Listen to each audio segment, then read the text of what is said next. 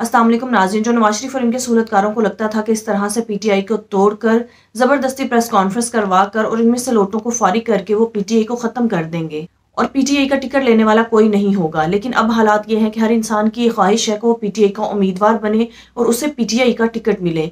इस पर जावेद चौधरी ने बड़ा जबरदस्त तज्जिया पेश किया। आइए पहले उनकी गुफ्तगू सुनते हैं, फिर इस पर बात करते हैं। पाकिस्तान तहरीक इंसाफ का एक ऐसा पहलू है जिसका मैं बहुत बड़ा फैन हो गया हूं, बल्कि मैं हैरान हूं। और सिर्फ मैं हैरान नहीं हूं बल्कि इसने पाकिस्तान की ज्यादातर सियासी जमातों को हैरान कर दिया। वो पहलू क्या है? आज से 6 महीने पहले पाकिस्तान के अंदर यह दावा किया जा रहा था कि पाकिस्तान तहरीक इंसाफ को ना कोई उम्मीदवार मिलेगा ना उनको वोटर मिलेगा। सब ये कह रहे थे कि जब ये टिकट्स के लिए लोगों को बुलाएंगे तो कोई शख्स, कोई उम्मीदवार इनका टिकट लेने के लिए तैयार नहीं होगा। और ये बज़ाहिर महसूस भी इसी तरह होता था कि यही होगा, क्योंकि जब 9 मई और 10 मई के बाद क्रैकडाउन हुआ तो पार्टी में से बड़े बड़े लोग जो पार्टी को खून देने के लिए तैयार थे, जो 26 साल इमरान खान साहब के साए के साथ साथ चलते रहे, वो सब पार्टी छोड़ के चले गए। उसमें से बेशुमार लोगों ने प्रेस कॉन्फ्रेंस की और उन्होंने कहा जी हम सियासत से ताइब हो रहे हैं, अब हमारा सियासत के साथ ही कोई ताल्लुक नहीं है। और उनमें से कुछ बहादुर लोग जो वो पाकिस्तान तहरीक इंसाफ से निकल के वो IPPs में चले गए, इस्तेकाम पाकिस्तान पार्टी के अंदर। और खैबर पख्तूनख्वा के कुछ लोग थे वो पार्टी से निकले और उन्हें फौरी तौर पे परवेज खटक साहब के साथ मिलकर पाकिस्तान तहरीक इंसाफ पार्लियामेंटेरियन बना ली। और इनमें से कुछ लोग हैं जो नून लीग में चले गए और कुछ लोग हैं जो पाकिस्तान पीपल्स पार्टी में पार्क हो गए। इनको देख के यही महसूस होता था कि ये वक्त ज्यादा दूर नहीं है जब इमरान खान साहब उम्मीदवारों को कॉल करेंगे और कोई शख्स इस पार्टी का टिकट लेने के लिए तैयार नहीं होगा। फिर यह भी कहा जाता था कि अब क्योंकि रियासत का जबर बहुत है, रियासत का प्रेशर बहुत है, कोई शख्स भी पार्टी का टिकट लेने के लिए या टिकट अप्लाई करने के लिए तैयार नहीं होगा। लेकिन अब जब कागजात नामजदगी जमा होने का वक्त आया तो मुकम्मल तौर पर क्रैकडाउन के बावजूद, आरओएस की तरफ से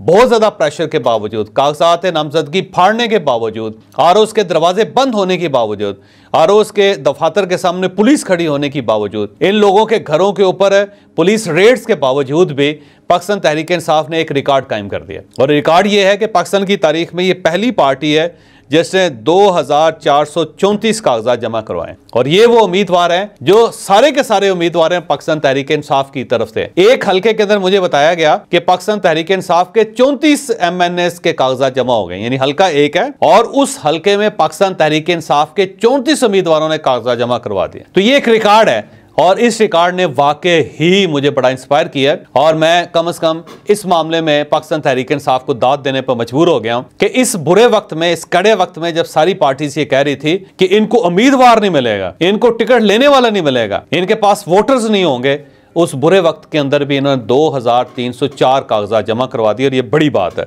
इससे पाकिस्तान की बाकी सियासी जमातों को भी सीखना चाहिए कि अगर लीडर या पार्टी तगड़ी हो तो उसके पास फिर उम्मीदवारों का इशू कोई नहीं होता। तो इमरान खान साहब जेल के अंदर रह के पार्टी उनकी तितर बितर है, दफ्तर उनका कोई खुला हुआ नहीं है, लेकिन इसके बावजूद भी इनके 2434 उम्मीदवारों ने कागजात जमा करवा दी। बड़ी इंस्पायरिंग स्टोरी है और इस पे मेरा ख्याल है दूसरी तमाम सियासी जमातों को सोचना भी चाहिए। और आखिरी चीज बड़ी इससे भी ज्यादा दिलचस्प है कि इमरान खान साहब ने अपनी पार्टी या पॉलिटिक्स बचाने के लिए अपने जो वकला थे उनको टिकट्स दे दिए और इनके मैक्सिमम वकला अपने कागजात जमा करवा चुके हैं। आखिर में मैं दोबारा ये कहूंगा कि पाकिस्तान तहरीक इंसाफ ने 2434 अपने उम्मीदवार इंतखाबी मैदान में उतार के मेरे जैसे लोगों को हैरान कर दिया है और बाकी पार्टीज़ को भी हैरान कर दिया है, क्योंकि बाकी पार्टीज़ के पास इतने उम्मीदवार नहीं थे जितने उम्मीदवार इमरान खान साहब के पास है। गो इसमें कोई शक नहीं कि इमरान खान साहब को इन उम्मीदवारों के नाम भी नहीं आते, क्योंकि जिसने अप्लाई किया या जिसने कहा, खान साहब ने कहा जाओ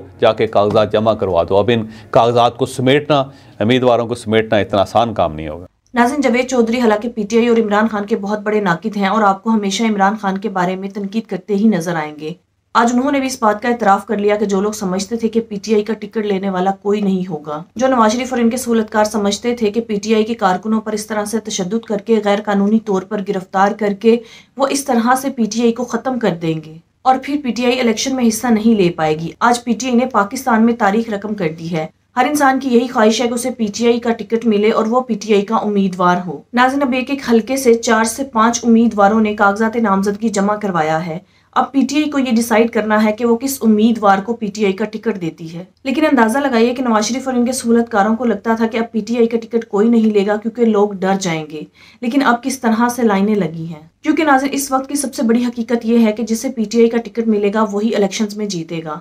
और ये सिर्फ एक परसेप्शन नहीं बल्कि इस वक्त रियलिटी बन चुकी है कि पीटीआई का मुकाबला कोई पार्टी नहीं कर सकती। इसलिए हर सियासी शख्स की ये ख्वाहिश है कि वो पीटीआई से जुड़ जाए और पीटीआई का उम्मीदवार बन जाए। लेकिन अब पीटीआई का टिकट उसे ही मिलेगा जो लोटा ना हो और जिस पर इमरान खान को भरोसा हो। दूसरी तरफ नाज़रीन, अगर आप नून लीग और पीपल्स पार्टी को देखें तो इनकी पार्टीज में जराइम पेशा लोग भरे पड़े हैं। अब नवाज शरीफ की नींदें हराम हैं क्योंकि वो जानता है कि मेरी पार्टी में तो कोई उम्मीदवार इस लायक नहीं है कि वो इलेक्शंस में जीत सके, क्योंकि जैसा लीडर होगा वैसे ही पार्टी मेंबर्स होंगे। वैसे भी नाज़रीन, सिर्फ नवाज शरीफ ही जीत जाए तो बड़ी बात होगी।